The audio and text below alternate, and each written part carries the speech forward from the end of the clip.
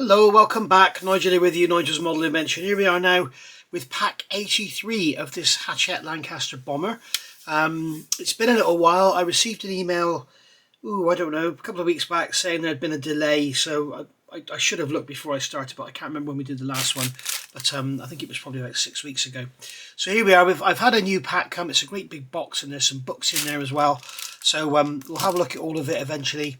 But for today, we're going to look at pack 83 and maybe pack 84, depending on how we get on with this one. I don't like making videos too long, but likewise, I don't like making them just 5 minutes long. It's frustrating for you guys either way. So we've got our parts there. So as we always do, we'll have a look at the magazine.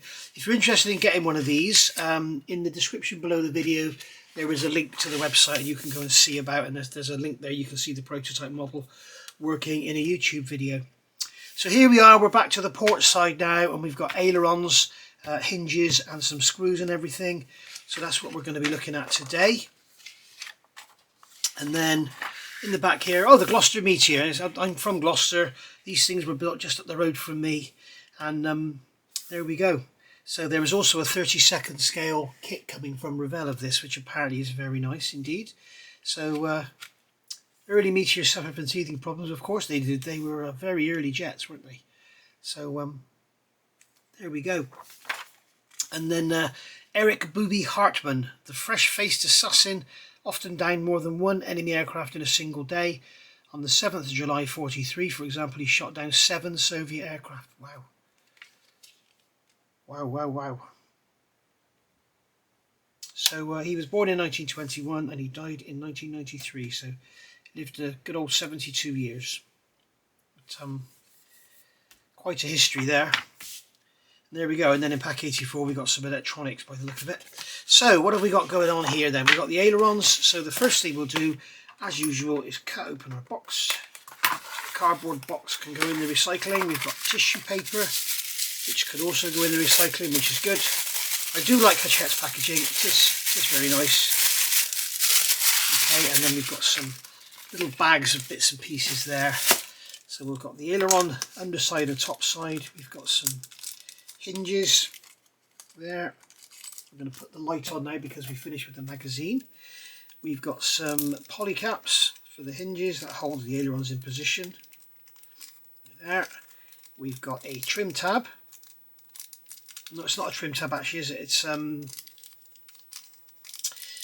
a helping hand. It works. I can't think of the name of it now. 83D.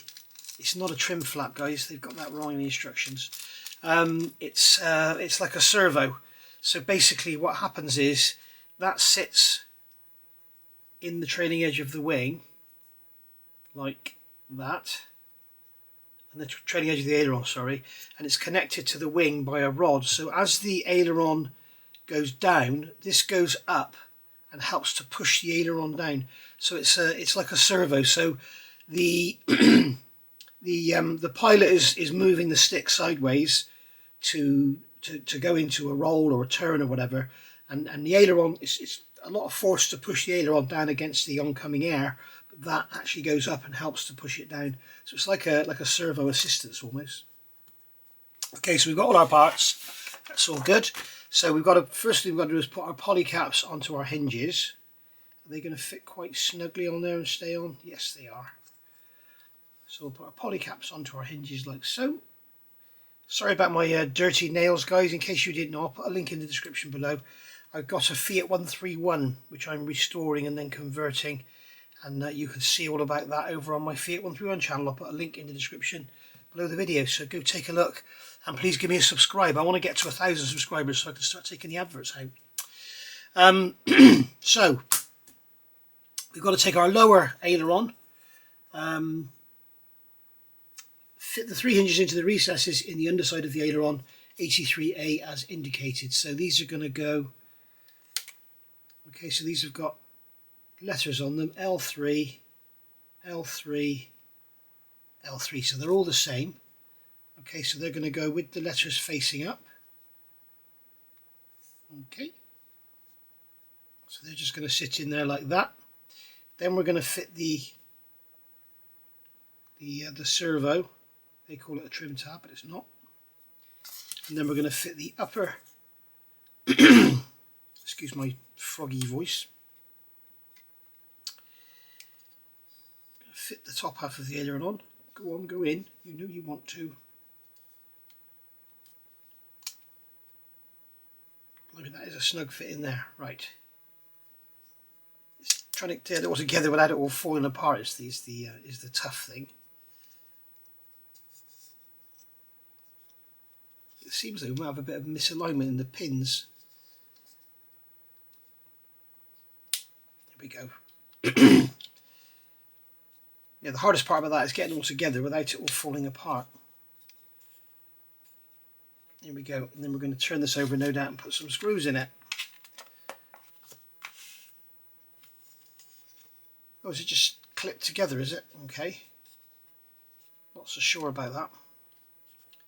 Do they suggest using glue? You should not need any glue, it says. But it would be easy to put some glue in after should we want to. Alright, so that's gone like that. Okay, and then we're going to take the port wing.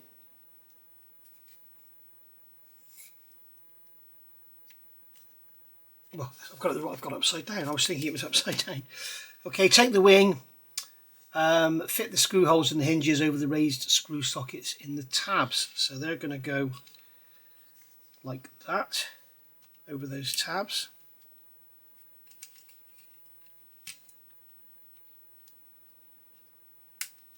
Come on. And then like that.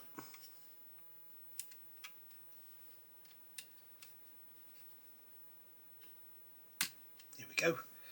And then we're going to take some screws and I'm going to start in the middle. And these are going into plastic, so we don't want to be tightening these too much.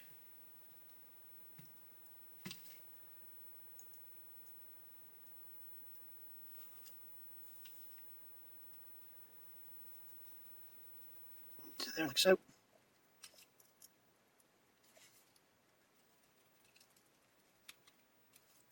And then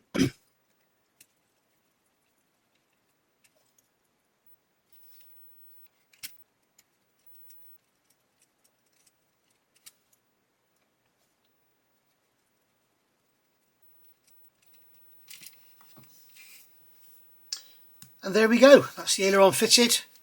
So that's that done for pack 83. Let's have a look at pack 84. Okay, so unusually I've opened this up because as you can see, in 83 it's telling us we've got the circuit board and I wanted to see where that circuit board is going so I could get myself ready. So unusually I've opened the bag, I haven't even looked at the magazine, I've got the box of parts here and opened. So basically pack 84, we've got a circuit board, some wires and some screws, so that's cool. It's going to be a fairly quick one and then we're going to be fitting all that into there. So ME801 NAN, so it's obviously N for Nan. Photograph touching down following its 100th operation against Misburg on 16th of March 1945. So there we go. She was a Mark I produced in the spring of 44.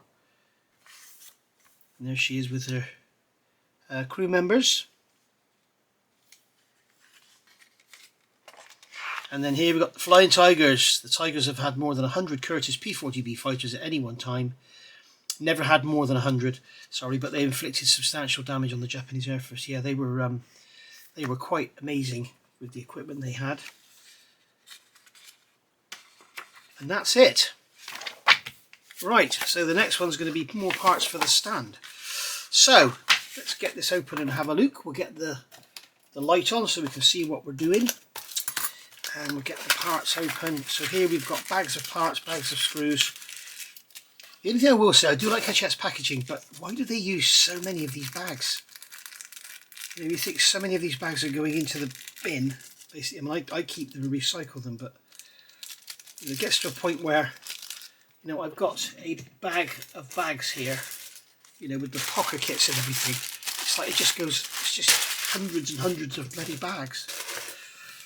So there's our circuit board. God, these bags do not want to open.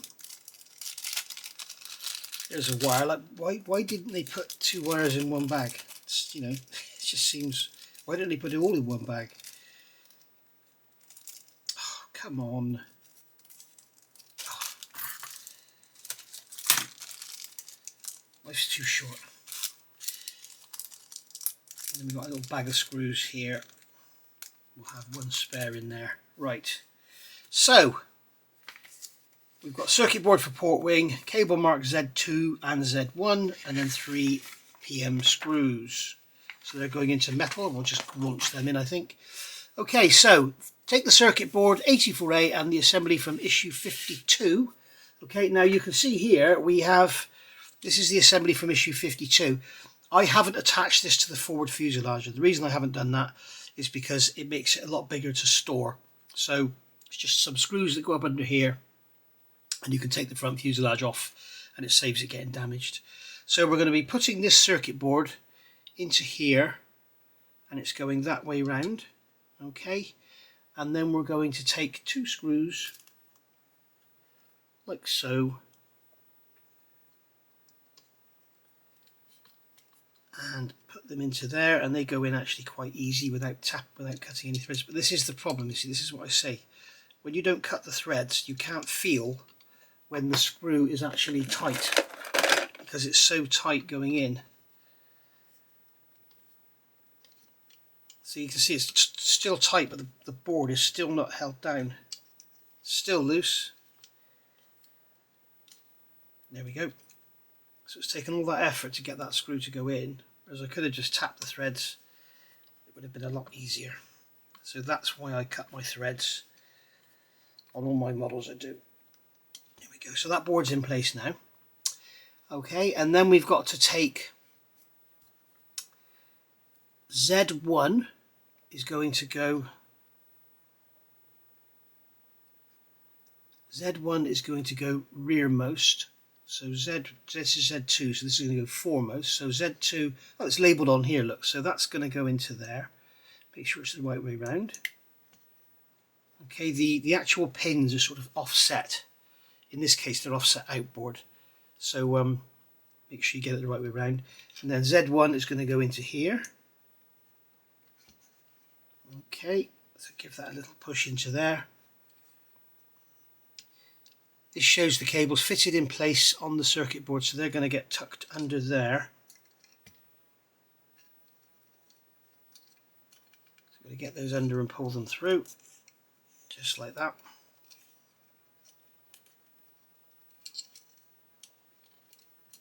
So there we go.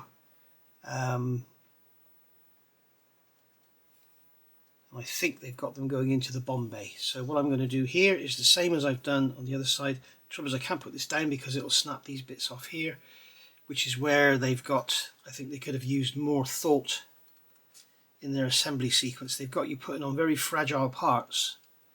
It's like in the first stage they tell you to put the pitot tube on the nose. Well, if you all did that, how many times have you broken it off?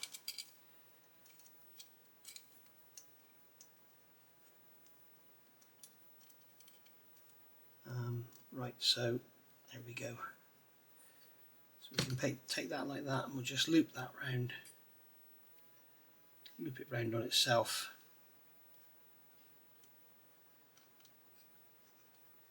There we go. That can just get tucked up in the bomb bay like that, out the way.